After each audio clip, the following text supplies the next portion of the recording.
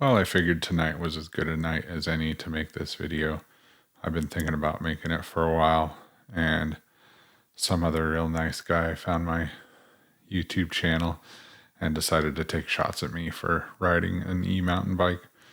So I thought I would talk about my mountain bike journey over the 36 or 37-ish years that I've been on and off mountain bikes. Obviously, not everyone that comes across my channel will want to watch this or will watch it, but it will make me feel better knowing that it's there and that I've kind of talked about what led me to where I am today with mountain biking. In the mid and late 80s, I was a member of Boy Scouts of America. My dad was assistant scoutmaster, and we both really loved the outdoors and camping. So when I joined the Boy Scouts, I made some new friends there. One of the friends I made was a guy named Ryan, and he was, I think, 3 or 4 years older than me.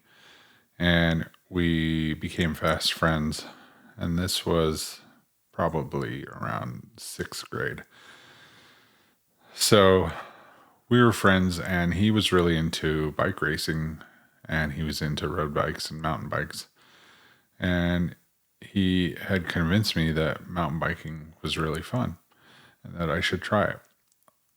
We took a trip to Yellowstone, I think the summer after fifth grade.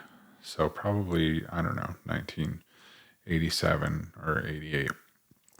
And my parents rented me a KHS mountain bike when I was up there.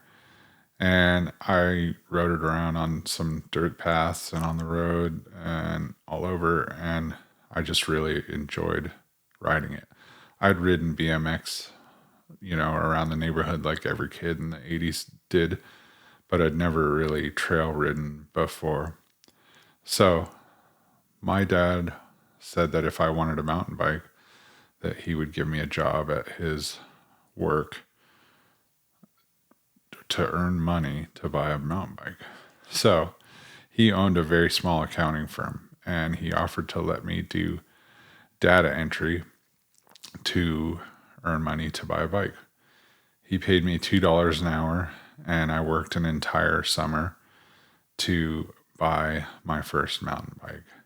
He also had a friend who was the industry wholesale rep for Haro bicycles at the time, and he was willing to get me whatever Haro I wanted at wholesale price. So somewhere in the late 80s, I think it was probably the summer of 1988, I saved up to buy a Haro Impulse mountain bike.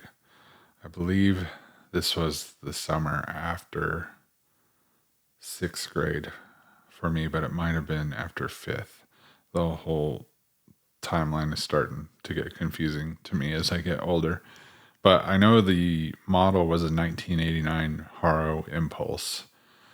Sometimes they name the models of the year of the coming year. So I think that it would have had to have been 1988, and it was a 1989 model because he brought over the catalogs that summer, and he wrote down the prices for each of them. And I believe the price was $387 for an Impulse. And I figured that was achievable at $2 an hour. So you can do the math on how many hours I worked for my dad doing data input to get that mountain bike.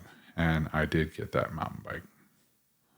So I saved up and I got the Haro Impulse 1989 model. It came in a box. My dad was a former bike mechanic, and he built the bike up for me. My dad was also the Arizona State Road Racing champion for, I believe, 3 years in the 60s. So he was pretty pumped that I was getting into bikes, even if it was mountain bikes and not road or track bikes. So he built it up, and then I began to ride with my friend Ryan Watts. We started off by doing some bike path stuff. And then he started to take me to Papago Park in East Phoenix, which has some trails, and they're still ridden today over there. Once I started riding on trails, I was instantly addicted to it. That rush of, taking a steep downhill and then trying to make it up the uphill on the other side. In Arizona, there's a lot of washes and ups and downs. Just got me going, and the thrill of it all and the battle to do the climb was really addictive to me, and I really, really enjoyed it. So then we started riding in areas like Squaw Peak, which is now called Phoenix Mountain Preserve, and Piestewa Peak, also known as Piestewa Peak. We would ride there quite often too. And I didn't have a car, obviously, so I could only ride at places that were within riding distance. So it was 3 or 4 miles from our house to Papago Park, and I would ride there, do a mountain bike ride, and then ride home. It was probably, 4 to 6 miles to Phoenix Mountain Preserve from where we were. So I would ride over to 36th Street in Lincoln, ride up this massive paved uphill, and do a ride on Trail 100, and then ride down that downhill, which we had little bike computers at the time where we would get up to 60 or 65 miles per hour coming down that paved downhill, and have to stop with our mechanical cantilever brakes before we hit Lincoln into oncoming traffic and cross traffic. Then Ryan was also a racer, and he urged me to come and check out the race team that he rode for Dominic Cycling in Tempe, Arizona. So I went to a meeting with him, and I believe my dad came with me, and both he and my dad encouraged me to join the team and start racing. So I did. And the team did group rides, and my dad lovingly took me to a group ride pretty much every Saturday. And I got to ride in places all around the valley and all around the state. And then we would travel all around the state and camp to pre-ride and do the race the next day. I had made another friend who was also riding on the team named Brian, and we would go to these races with my dad and camp out and just have a great time. Some of my greatest memories from my childhood are those trips to go mountain bike race, and I just am really thankful that I got to have those experiences with my dad and my friends. Brian, Ryan, and me, Ryan, were all in the same school district, and we all loved heavy metal and music, and we were fast friends all together as a group. And there was definitely trips where my dad took all 3 of us to race. Ryan, as he got older, he strayed away from mountain biking, from what I remember. I think he may have been doing more road biking then. But Brian and I soldiered on and raced for a while. That next summer, at $2 an hour once again, not sure the year exactly, but whatever year the RockShox RS1 came out, I worked the entire summer at $2 an hour to buy the nearly $400 very first RockShox front suspension ever made, the RockShox RS1. Now I would have pictures of these, holy grail items that I was working and saving up to get. I would just have, one picture of this thing. It wasn't like now how you have the internet and I can watch 100 YouTube videos about a bike I'm interested in. I would just stare at that photo all summer and work as much as I could to get the money to get it. So I ended up getting the RockShox RS1 and continued to race on that Haro Impulse. And then I had front suspension, and it was awesome. Shortly after that, I want to say it was probably my 8th grade year, it was time for me to level up my bike a little bit. And my dad and I went to Dominic's because we would get a discount, me being on the team, and looked at bikes. And I think Dominic's was in between team sponsors at the time. I know we were eventually sponsored by Rally Bikes, but he sold Alpinestars bikes at the time. Yes, Alpinestars made bikes. And I bought their bike. So I know I put a chunk of money down on it, and I think my dad covered the rest because this was definitely a more expensive bike. I can't remember the price on it at all, but it was, I believe it was over $1,000 even wholesale, but I'm not sure. So I got this Alpinestars bike and started to race on that. Now I had another friend named Jake who he and I became best friends at one point during 8th grade. He also rode mountain bikes.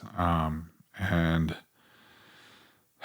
I don't remember us riding together a ton, but we definitely rode together, but we became really close. And when you're in school, you know, friendships that seem like an eternity are sometimes probably months to maybe a year or two. And as Jake and I went into high school at Arcadia, we both started to get more into punk rock and alternative music. And then it turned out that Jake was going to have to move away. His dad was taking an engineering job in Saudi Arabia. And American teenagers at the time, I don't know if it's still like this, were not allowed to live in Saudi Arabia at high school age. So he had to go to, I think, a military school. And obviously that wasn't here, and he moved away. And we lost contact until recently. He found me on, or one of us found the other one on Facebook. We haven't really totally reconnected yet, but I hope that's something that will happen soon. But as Jake moved away, I kind of had to find a new group of friends. And I was really getting into punk rock at the time.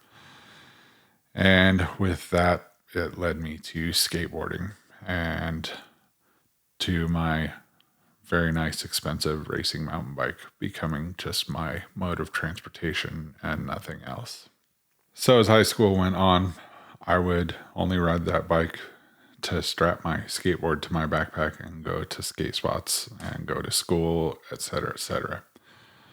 There was one point that bike, I rode it from my dad's office to 7-Eleven to get him a pack of cigarettes, and I didn't lock it up outside, and I knew I was just running in to get cigarettes at the counter and running right back out. I was probably in and out in 90 seconds. And when I came back out, the bike was gone. I looked around frantically, and a man in the parking lot said, "Did somebody just steal your bike?" And I said, yeah. And he said, "I saw him jump in my truck, we'll grab him."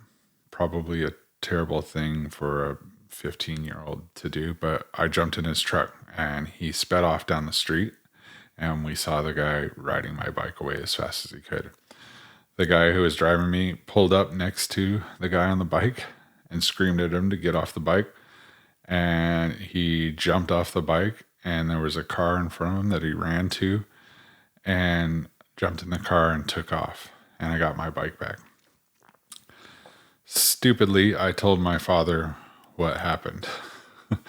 And he took my bike away from me. Now, at that time, I was in football summer camp. And I lived in Phoenix, Arizona. So it was, 110 to 120 degrees. And he said, "You are still going to go to work and you're still going to go to football practice, but you don't get to use your bike." So I walked probably 2 miles, mile and a half, 2 miles to school did football practice in the sun.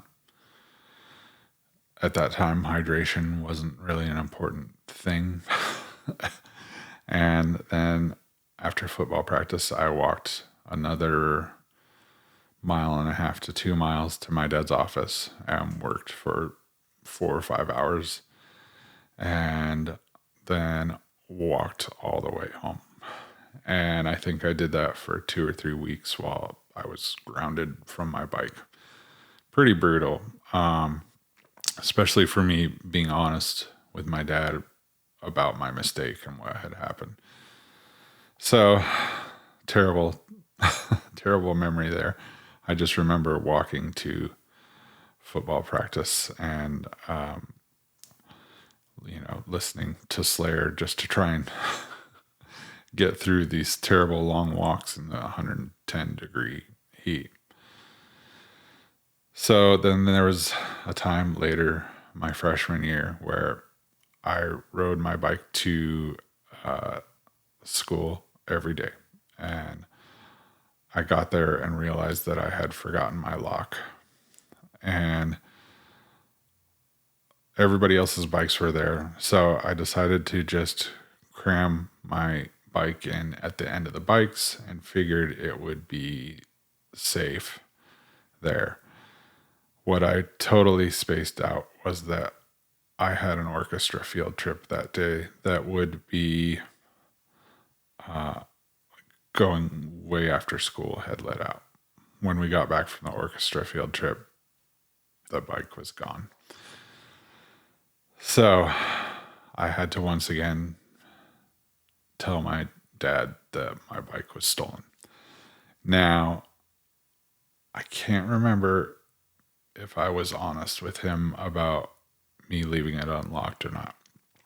It was a stupid mistake, and I'm pretty sure I was scared of what he would do if I told him that I had left it unlocked. So I think I left the part out that I didn't lock up the bike. So he had actually reported the bike as stolen to our homeowner's insurance and got some money back for it. He set that money aside for me, which, looking back, is pretty amazing. So as I went through high school, I was more into music and, girls, et cetera, as most high schoolers are. And I got a car shortly after the bike was stolen. I think that they didn't buy me another bike because they knew I was going to have a car pretty soon. So I fast forward through to the end of high school, and I'm working at a Ford dealership, and I come to my parents and tell them I'm thinking about maybe buying another bike. My dad then tells me that he had put this money aside for me in case I wanted to get back into mountain biking. And he offered to give me that money to buy a bike, which was amazing. So I bought a bike called Scorpio. And what it was a mountain bike that was a generic frame with really high-end parts on it. And the frame was made in the same factory as Raleigh and a few other brands. So it was a really solid frame and had the best components and a RockShox Duty fork, I believe, on it. I'll try and find a picture of one if they exist on the internet and put it on here. But I bought a Scorpio mountain bike, and it was a little more modern. This was 1995. And I started mountain biking again, and I kept mountain biking until, I don't know, probably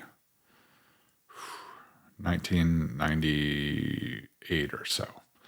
And I had that bike for a long time, and I actually sold it to Dylan from Landmine Marathon at one point for a couple bucks.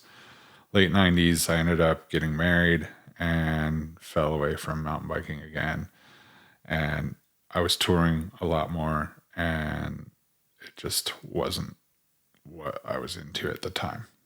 We all go through things in life, and these things happen. You fall away from things.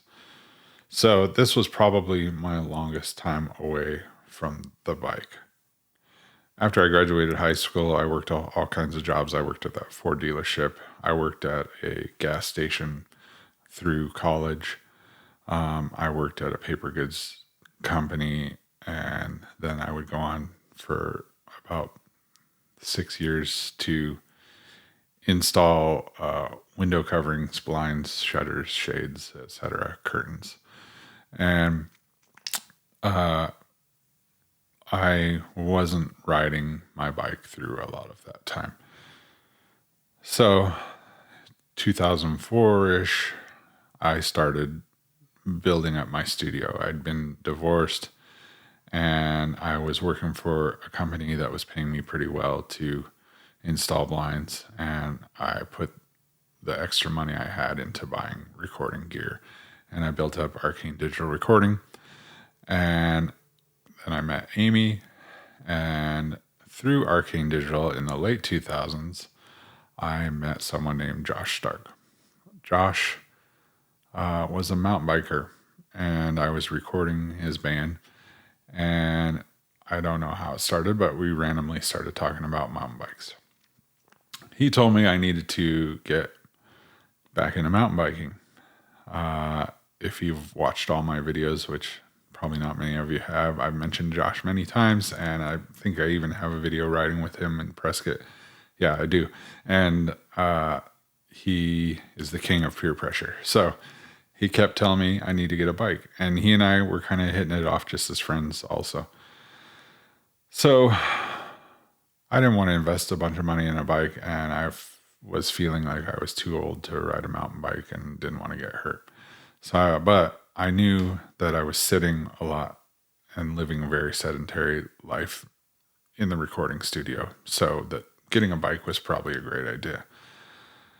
I went and bought a really nice beach cruiser that was a 3-speed that I figured I could really cruise around the neighborhood on. Now I bought that bike and instantly was not into just riding around. And I'd been hiking a bunch at the time, and I was seeing, all the guys at South Mountain riding mountain bikes and obviously just having a blast. So I decided I was going to sell that cruiser and get a mountain bike.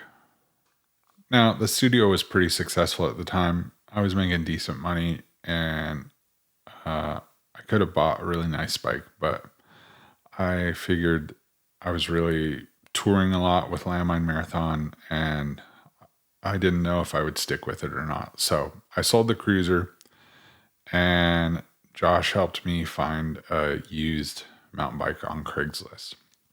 Funny enough, it was a Haro, which was what my first mountain bike was.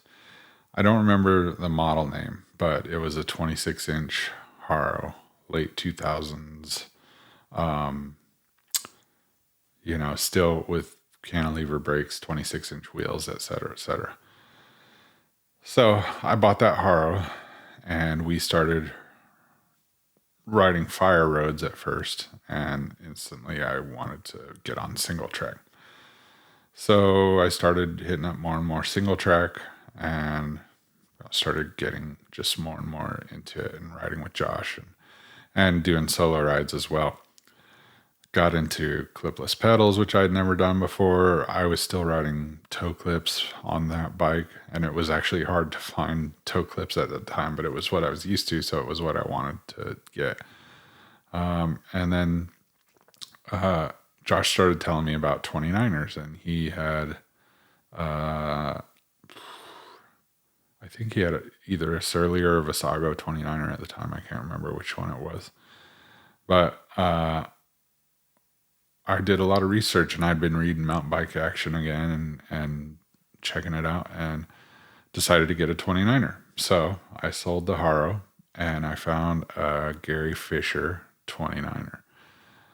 I can't remember the model name off the top of my head, but I'll research on the internet and just put up some pictures of the actual bike on here. And that sent me very far down the rabbit hole of mountain biking again, and I was very, very much into it and was really enjoying it. So I was riding a lot. This was probably 2010 now by this point. And I know I had gotten like a specialized Evo, stump jumper Evo after that. And in 2011, 2012 ish, I was at a show and we were leaving, and I stepped off a curb that I didn't realize was way higher than a normal curb because I was talking to someone, and I smashed my knee up really bad. Ended up having to have some pretty major knee surgery. I walked on it for a year and rode mountain bikes after that, but riding mountain bikes started to become really hard. I was having trouble standing on the pedals, et cetera, et cetera. My knee would just balloon up a lot and retain fluid. And I just kept walking on it. I was a working musician and studio engineer, so I didn't have time and I didn't have a lot of money and didn't like spending money on my health anyway when I constantly was just putting money into the studio. I mean, a studio is a money pit. So about a year later, my knee started getting really bad, and I had to have some major surgery on it where they told me that I'd broken my knee and there was fragments of bone chip floating around in there, and it tore out all of the cartilage in my left knee. And I'd torn the meniscus also, but that it had healed itself, but it wasn't a great heal, but it just is what it is now. So they went in and microfractured my knee to make it bleed into the socket and create scar tissue to make up for the cartilage. And then they put some injections in there to fill up the spaces. I probably need one of those injections now, to be honest. But, I've got enough health stuff going on, which we'll talk about later. So after the knee surgery, they told me that cycling was the best thing I could do. They didn't say mountain biking per se, but cycling. So I got a stationary bike and started getting into that, and then started mountain biking again more and more. Then I really didn't let up. There was periods where I would have, knee issues or health problems, and I've had back issues since the early 2000s from a car accident I was in with one of my bosses at work. And, I just tried to ride as much as possible. Riding just really made me happy, and still obviously makes me insanely happy. And I love being outdoors, and I love mountain biking. So yeah, up until 2019, I was pretty steady on the bike. I'd had a bunch of different bikes, a Niner, some Salsas. I bought into the whole plus bike craze at one point. I had a Salsa plus bike, a Timberjack. I had a Scott 27.5 plus bike. I also had two Visagos built for me in 2019. I had one titanium moose knuckle, and then I had a steel Verhoeven, and those are some of the most beautiful bikes I'd ever owned. I had a Yeti, what's that model? The 160B. I'd have to look it up. I had, a Rocky Mountain plus bike that was full suspension. That was a really cool bike. Bunch of bikes through the 2010s. Around 2014, I started having some weird health issues. My platelets were really low, and at first they thought I'd had cancer. I was just getting over the knee operations and really getting back into riding. And they sent me to see a cancer doctor. Cancer doctor did a lot of testing, concluded that I didn't have cancer, and he had no idea what I had. My wife and I went in several times, and My mother had died of a disease called Wilson's disease. That's a hereditary liver disease. And we brought that up to him multiple times. And he said that I didn't have Wilson's disease and that it's super rare. And nobody really gets Wilson's disease, despite it being hereditary. So I had to see him like every 6 months, do all kinds of blood work. And my health was slowly degrading, but I was okay overall until the late 2010s. Through that whole time, I was mountain biking as much as I could, all around the state, all around the city. Loved it. 2018, I started having some water retention issues, and I was being hospitalized all the time because I was gaining weight like crazy, and there was no explanation for it. And I'm searching for answers with this doctor, and he's just not helping me. They were hospitalizing me to get water weight off of me, and it was just a constant struggle. There was times where I was gaining 20, 30 pounds in a couple weeks, and they'd have to put me on IVs to drain all the water out of me and do different diuretics and stuff. And they diagnosed me at one point with venous reflux in my legs, which was caused by what we would later find out was liver disease. Wilson's disease, to be exact. So I was still riding mountain bikes. I was riding them like crazy. And I had gotten into night riding. One of the problems I always had was it was so hot in the summer here. And I'm not a morning person. So I would ride rarely in the summer, and it was hard to really get yourself back going again when fall would come around. But it would take me a while. But then when I got into night riding, I could ride all year round. So I did, and I do. So then 2018 spring, I'd been mountain biking insane. And I started having some problems with my eye one week. And it started becoming really red and inflamed. Now, the week that it became inflamed, I remember going into my general practitioner's office because they kept weighing me for my water retention, and they were mentioning that my eye was very red. And I said, yeah, I'm not sure what's wrong. And he said, you've been rubbing it a lot? And I said, yeah. And they were like, oh, okay, But it was just like an assistant there. And his job that day was just to weigh me and see what kind of diuretics they were going to put me on that week. So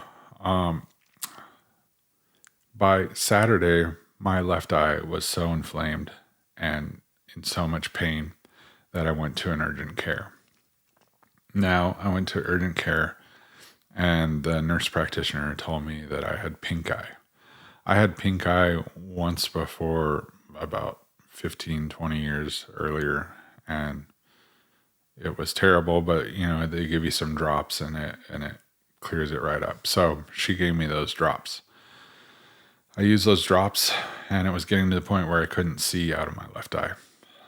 Just blinding light, and that was it. And the drops were doing nothing. So that was Saturday. Wednesday, I decided to go in to see my GP and tell them that the pink eye drops just weren't helping me. I walked in there, and he looked at my eye and instantly cursed, which I'd never heard him do before, and said, I need to get you to an ophthalmologist right now or you're going to lose your eye. And I was baffled, and I said, what are you talking about? I have pink eye. And he said, you have no symptoms of pink eye. Something is really wrong. And if you don't go right now, I have a feeling you're going to lose your eye. So let me go make some calls. This was about 3:00 in the afternoon. So he came back in and he said, drive down the street to see this ophthalmologist right now. I got there and I sat there for a little while. Then the doctor brought me in and he looked at my eye and he began to panic a bit. So he told me I had acute angle glaucoma and that a 42-year-old man should not have acute angle glaucoma. And it was very strange that I have it. But my eye pressure was in the, I believe, 80s, and it's supposed to be in the teens. So he took me into a room and started lasering holes in my eye to relieve the pressure. And he kept me there doing that till 7 or 8 o'clock at night. It was some of the worst pain I've ever felt in my life. He offered me fentanyl to help me with the pain that night, and I stupidly said no. And he sent me home and he said, get back here at 7 a.m. because we're going to put more holes in there. I went through a terrible night of pain without anything but, Tylenol to get me through it. Came back, he drilled more holes. So turned out that I became legally blind in that eye, and I had 7 operations, 6 on my left eye and 1 on my right eye. They put fake lenses in there to prevent this from ever recurring, and they tried to laser out the scar tissue in my optic nerve from it being squeezed by the eye pressure, and it didn't fully help. I'm legally blind in my left eye. But with both eyes open, I can see pretty well. That was until last week. I've been having some issues. So when I started to ride again within a month, and quickly realized that I needed to move away from clipless pedals and try flat pedals. So I did that, and I rode the whole time. I was having these eye operations over probably a 6-month period. I really hated the flat pedals, but then I discovered the magnetic pedals, and I've been using those ever since. So that year goes by, and as they're doing these operations on my eyes, every medication they're giving me is making me extremely ill, and we're not sure why. I go in for the last eye operation for them to put the false lens in this eye and my good eye.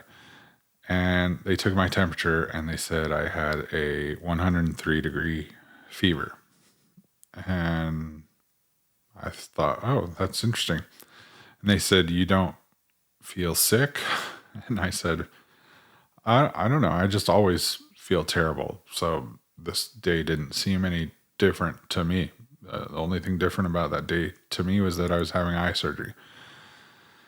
They had some conferences and they decided to do the surgery since I didn't feel overly sick, but my ophthalmologist told me that I needed to go to my general practitioner on Monday and demand that they send me to some different doctors and do every test possible on me. So it only took one quick urine test for them to pretty much discover that I had Wilson's disease, the disease that had killed my mother. And when I finally got to see a liver doctor, he told me that my liver was too far gone and that I would need a transplant sooner rather than later. So, but this time I'm still riding my mountain bikes. And I'd just gotten my Visagos over that year. One of them I had gotten that summer of 2019 at this point. So they started working me up for a liver transplant, and I kept riding. And I started getting ill rapidly.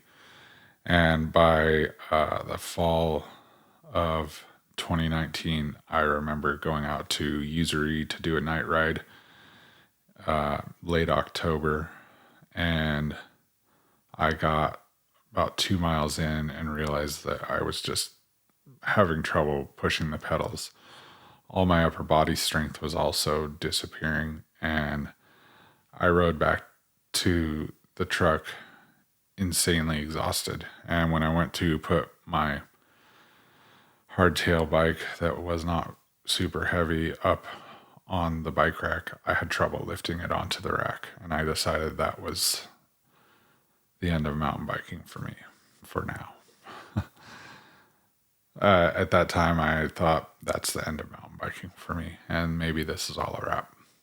So, fast forward, October of 2020, I finally get a liver. I got very lucky and got one kind of last minute as I was on my way out of this world. So they saved me last minute, and I spent a year basically bedridden on, walkers and canes and not being able to do much of anything at all. So fast forward after that, it was probably early 2021, COVID in full swing. Couldn't do much, but I was determined to get back on my mountain bike. So my friend Dustin and I took my bike out to a really easy trail one night, and I rode 2 miles. It was probably the hardest 2 miles I've ever ridden in my life. I mean, I thought I was going to die, honestly. It was insane, but I kept at it, and I kept doing rides, and it was good, but the second I would try and go uphill, it just did not work. My atrophy of my muscles was keeping me back, and my cardio from my lungs being deflated and a million other problems I had. I will do a video about my transplant and how brutal it was on my body, but I just could not get uphill.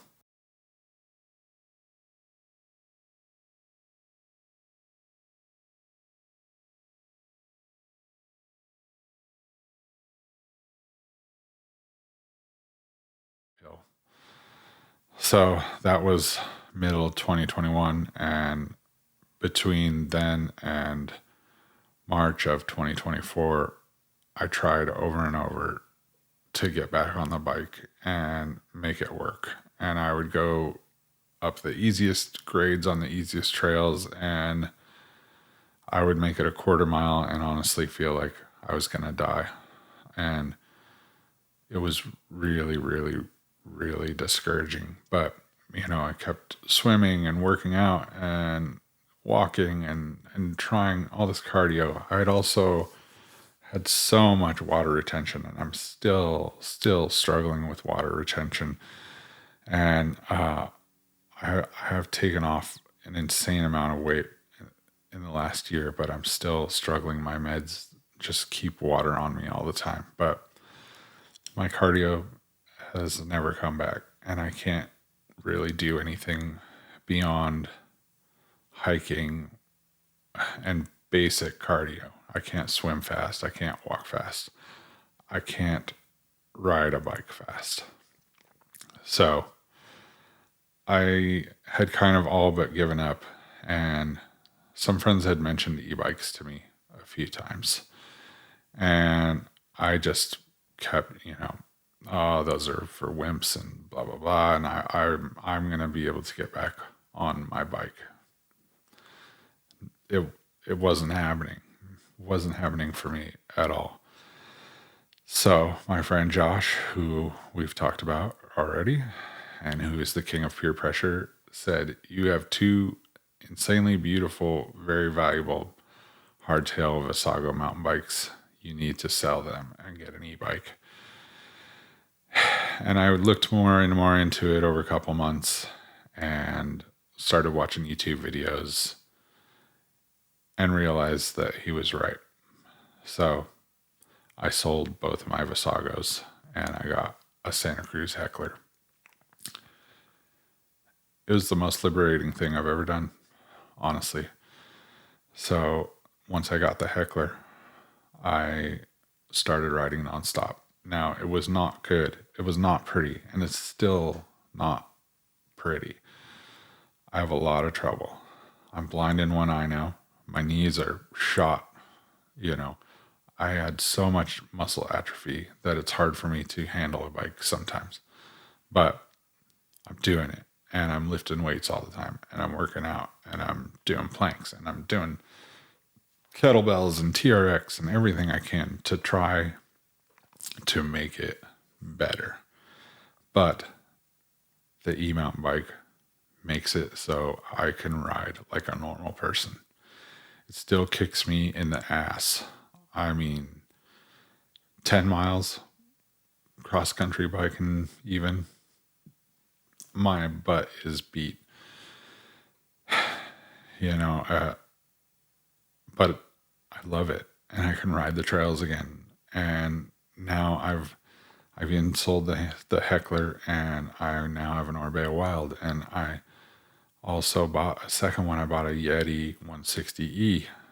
I sold a bunch of my guitar gear and got the second bike because I just love it so much. I mean, I can't even describe how liberating of a feeling it is for me to get that bike out on a trail and be able to ride uphill again, and then be able to do the fun downhills. It's the best thing ever. I mean, besides playing music and creating art, there's no better feeling in the world to me than being able to get out in nature and ride my bike. I love it so much.